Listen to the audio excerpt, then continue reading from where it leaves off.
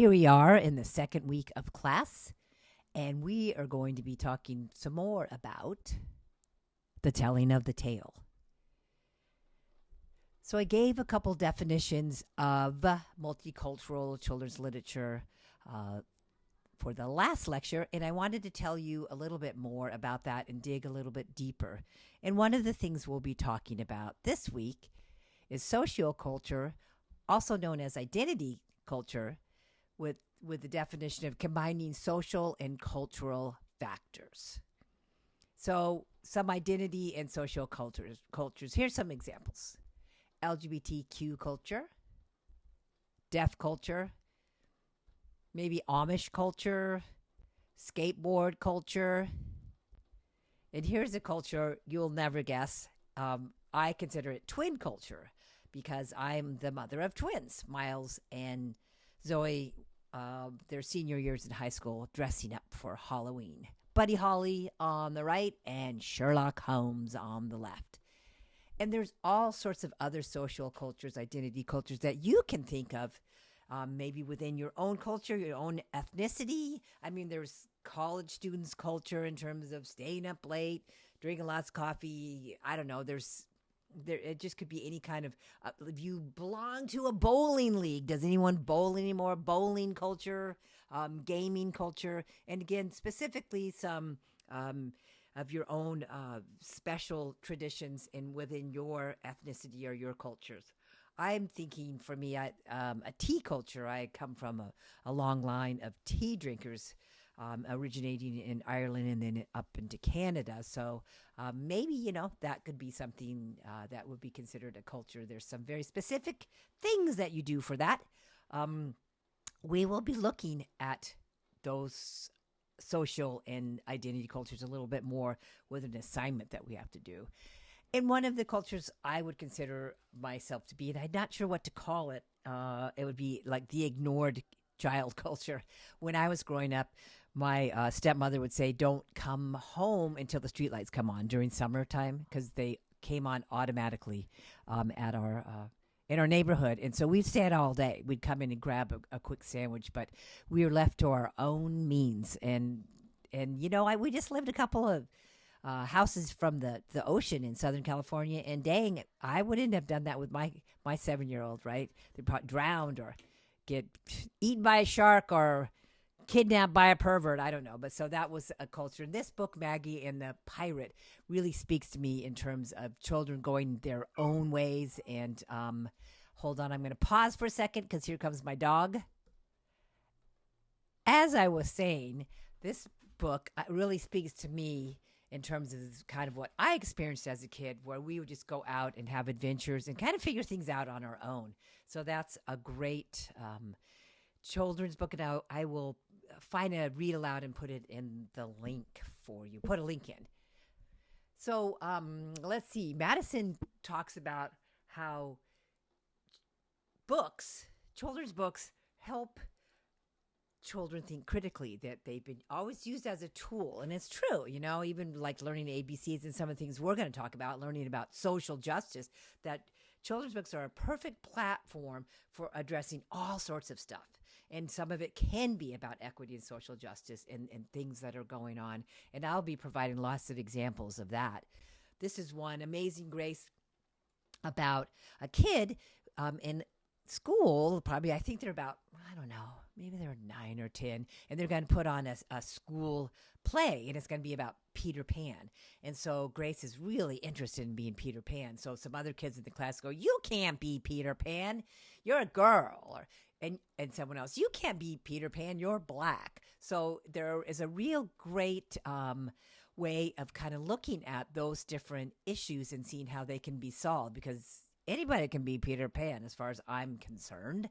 And so there's lots of books that help steer kids into thinking and maybe reflecting a little bit about where they are and how they can include other kids that are not like them. So children's books do that. They do that. Good ones, diverse ones, really, vetted ones that we critique, like we talked about a little bit last week. And Morgan says it is important to start when children are very young. when teaching them to develop a tolerant attitude towards people who are different than they are. So I like the quote, but I don't like the tolerant part. So it's good to teach children very young to develop a way of embracing other people, other kids or whatever. And tolerance just seems like putting up with it. So not so keen on intolerant. Some other great, good ones: celebratory, grateful, open-mindedness, kind-heartedness, progressive. The list goes on. So what we do with children's books, we help them read the world through the word, right? So by showing them different topics, different ways of looking at things, we kind of give kids, and quite frankly, the adults that are reading these books to kids, a kind of a better awareness of what's out there and what we can embrace and include in our society, and why it's so important to do that. And good, diverse, multicultural children's literature does that and gives kids a way to kind of understand the world more and to kind of check out the world more by reading books that reflect them, by looking at books that reflect other peoples in the world, or even just down the street from them, right? So I like that idea. Read the world through the word, right? I kind of like that notion that we could open up a children's book and we could really learn a lot. Really, really, really learn a lot. Sometimes positive messages, and unfortunately sometimes negative messages too. So when we were talking last week about what's your favorite book, and some people, of course, mentioned Rainbow Fish, and why not? It's beautifully illustrated. A gorgeous fish with all sorts of bling, those shiny scales. And it's used a lot to, in school anyway, there's all sorts of lessons built around this, like how to teach children to share. So there's, the moral lesson is that if you share, then you will be well liked, which is an interesting message, particularly for the rainbow fish. So the deal is the rainbow fish swimming around, and this little fish comes up to it and says, "Oh, wow, look at your shiny scales. Could I just have one of them? They're so beautiful." And the rainbow fish is kind of like, no, this is me. This is my stuff. And then I don't want to do it really, I don't want to give up who I am. And so the fish kind of goes away, and then the other fish just start shunning the rainbow fish. And the rainbow fish is like, "What's up with that?" And it's all lonely and sad. And so it goes to the wise octopus. And the wise octopus says, "Hey, you've got lots of those shiny, glittery scales. If you just share one or two, then I think you'll be better liked," right? So the rainbow fish goes back to its community and offers one to that little fish that wanted one so desperately. And the other fish come up and want those shiny scales, so they ain't got them. They ain't got those shiny scales. Pretty soon the rainbow fish only has one left, but it keeps that one, and then all the fish like it.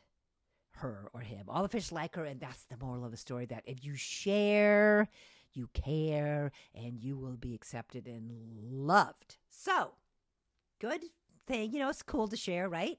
It's cool to kind of give up some of your stuff and share and be the bigger person, but it's also an interesting lesson about some other things. And so I pulled up a few things on the internet, and I like this. When it comes to finding the meaning of this rainbow fish book, there are opinions about whether this story is positive or negative.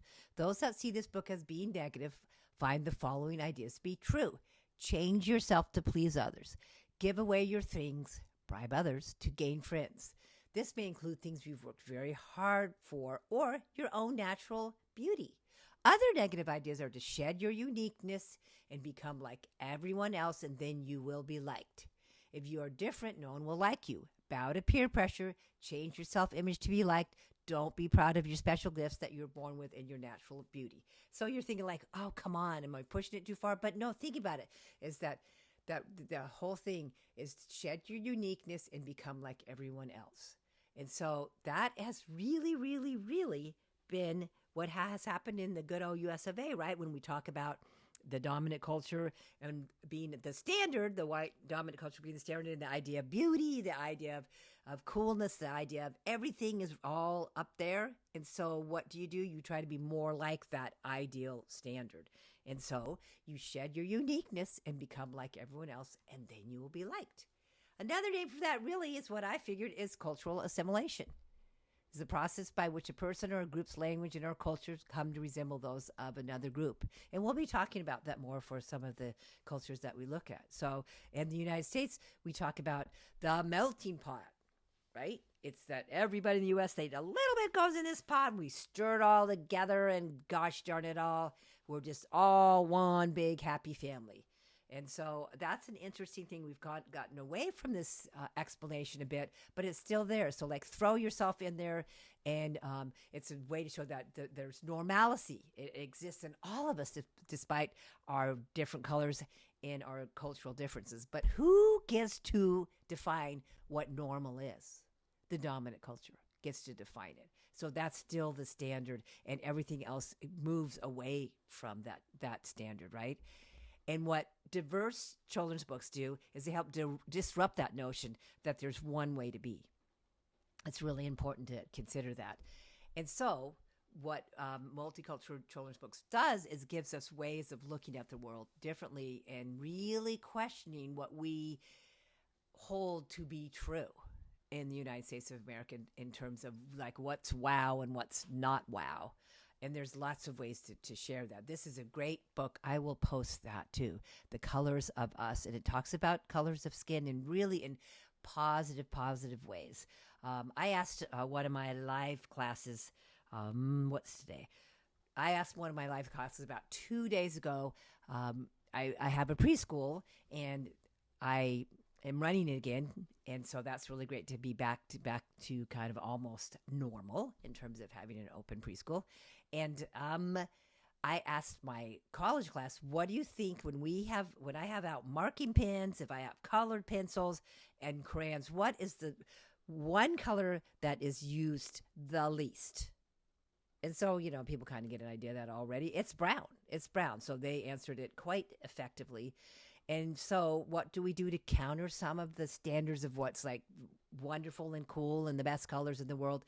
We use children's books to counter the ideas of what that is. And so this book is fabulous because it describes all sorts of wonderful people with great illustrations and fabulous descriptions of different colors using food or like spices and stuff. So after I read it out loud to my college class the other day, I kind of was hungry. But so what we do is we counter the dominant ideas so that we can kind of put everything back to where it really should be, looking and embracing our whole citizens, all of our people in our society, right? So there's this thing about levels of multiculturalism that I wanted to share with you.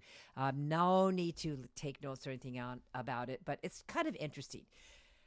The first level of multicultural children's center is kind of ranked here. It's the one that's really popular to be used in classrooms, in elementary school classrooms. It's the easiest thing to do when you want to talk about a culture. You go right for their food. You go right for their celebrations, the main ideas, their costumes, or their important celebratory ceremonial clothing.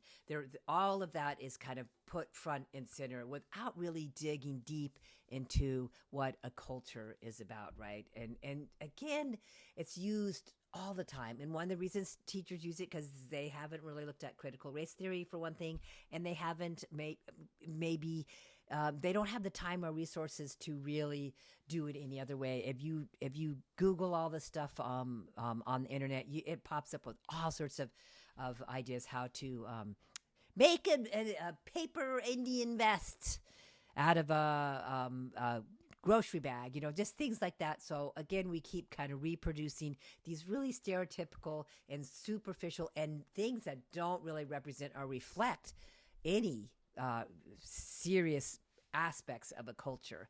So, but it's still used, and it's sometimes used as an end product, meaning we don't get any further than this.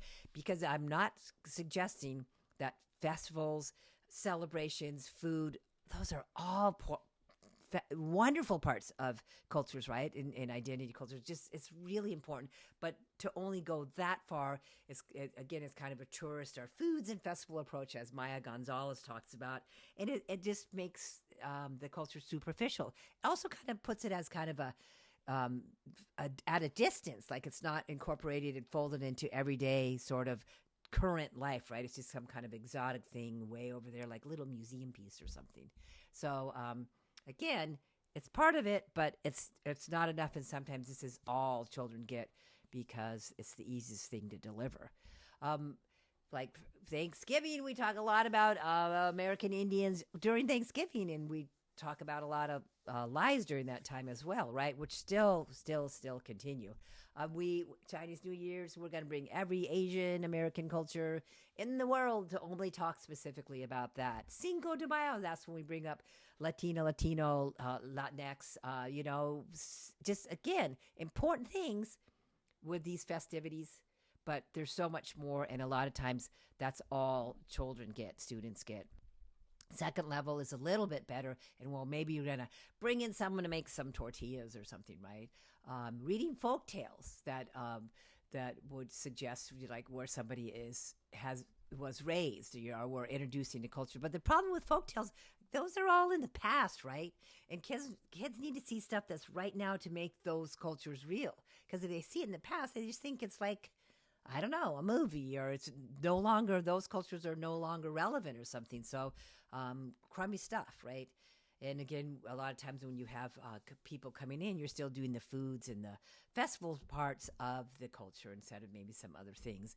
And I've likened it to just kind of parsing everything out, putting into little compartments, containers. This is what TV dinners used to look like. I don't know if you ever heard about those. They were kind of cool, right? And just, again, just showing important parts of culture, but just the teeniest tip of the iceberg parts of culture. And they're the easiest part to do, so that's why lots of classrooms only get this part. And if we dig a little bit deeper when we look at the levels of multiculturalism in children's lit and also just in culture in general in school, is that we want to do things beyond the that fun stuff and talk about, issues of the culture or the identity culture of the ethnicity, talking about history and what things happened and, important things. And it's getting a little easier to talk about history because we're getting more history. A lot of the history that we have presented as the truth and in our classrooms has been based on a dominant culture lens, right? And we haven't folded in first person narrative, insider perspective, things told by the culture.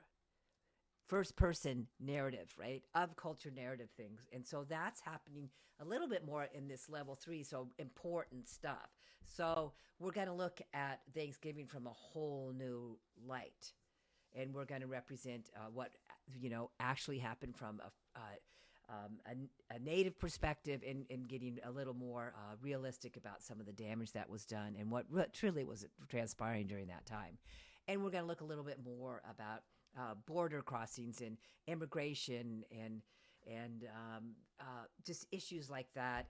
And looking at, women in history and girls in history that have been just really aced out of our textbooks from in our children's books. So we're going to look at some more things that are real and of person.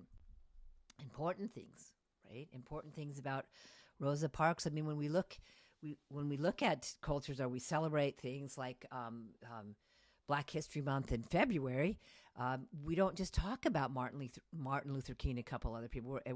Rosa Parks is getting talked about more. I mean, she was like one of the reasons the civil rights movement started, and we don't get that, that she didn't want to go to the back of the bus. She was going to sit in the front of the bus, and she got arrested because segregation was still there.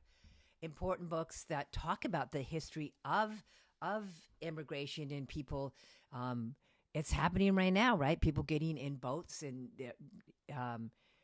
just not suitable for really transporting you from a country that is at strife and that you're not safe in, and traveling to another area that doesn't want to accept you, or or having your boat capsize. I mean, it's going on all the time. So those histories are important, and they can be presented in children's books in developmentally appropriate ways. It's like we're not going to throw all the horrors out there to a 4-year-old, right? But we can talk about things, kindness. We can talk about a lot of things with 4-year-olds. I do it all the time, and I think they're still able to sleep at night. And as children get older, then we're going to get a little more complicated and investigate a little bit more and reflect a little bit more. And there's a perfect setup for that with diverse children's books. Just insanely amazing, really. And we've got some other levels where we have do something. This is more the social justice aspect, that you can look at some books and see where maybe someone is living in some part of the world, including your own country, and see what's going on and see if there's anything. Oops, wait, go back. It's not letting me go back. Okay, seeing what you can do to help. And so there's all sorts of examples of that, and a couple of them are, just even what Malala's doing in terms of, she's just incredible, right? Like just talking about the importance of girls' education and equality and girls and boys. And there's a number of fabulous children's books out on water, just water, that the ability to have clean water to drink, or the ability to have water near your house and not having to walk miles for it, having the girls walk for the water while the boys go to school, the safety issues, let alone that you're missing out on stuff. So there's all sorts of books about that. And this one 8-year-old girl, Rachel Beckwith, had read some of those books, became inspired, and thought so on her ninth birthday. She said, "Please don't give me any presents, just go to this site." And or I don't even know if it was a site at that time, website. She said, "I'm collecting money so that I can send it to a particular country to help them have clean water." And so her goal was to raise $300 by her birthday, and she raised $1,081. And in fact, due to a tragedy of her losing her life fairly quickly after that in a car accident, she actually raised millions of dollars. And her mother went to the site and in the country, and it's kind of a moving and wonderful thing. I think I have a link to that, and it would be on the shareboard. But the idea that like an 8-year-old can say, "Yeah, gosh, people don't just turn on a faucet and get water. I didn't know that, and I can help do something about that." Pretty simple notions, but quite impactful, right? So there's these deepening, bigger levels of multicultural ism in terms of children's books that have kind of been detailed out, and it's pretty interesting. And then there's kind of some adjuncts about socially conscious books. And so this is just a book about son visiting his father's name on the Vietnam War Memorial in Washington, D.C., and then the grandson being there as well. And the cool thing about this book actually is that this is Latino visiting the wall, and we're not mentioning that, and so we don't a lot of times to kind of convey these messages.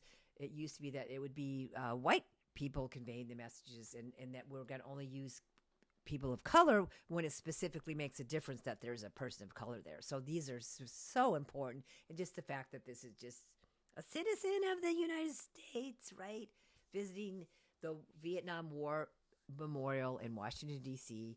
to pay homage to his dad who was killed in the war. So cool things, and really cool things going on with culturally conscious books that just like first-person narrative, right? We're having authentic people of that culture, of that identity talking about. So just, again, just another kind of definition of multicultural children's books and the different levels of them. And we mostly look at, we have the negative examples, so they're going to be all the first levels, level 1, the foods and festivals, and maybe a little bit more of level 2. But we hope to dig in more to the 3 and 4 and the culturally conscious books and stuff in here. So there was a quote. This is a quote within a quote. It says, in an article published in 1931, Langston Hughes, a very famous adult book author, and then he also delved into children's books, and I'll talk about that a little bit later and down the road here. He was saying a powerful statement about the vital role that literature can play in children's lives. And while he was talking about Black African American children's books, this author here, Bishop, says it's important to kind of consider that it's relevant to all American children today. But what Langston Hughes says, that American children are now in pressing need of literature that will give them back their souls. So, I mean, the kinds of books that we're talking about and these bigger levels of multiculturalism is how we can give everybody back their souls by using authentic person narratives in our stories. And I think it's a really important thing, an amazing thing, pretty amazing. So, come on, keep going. My thing is putzing out here. There we go. Get it going.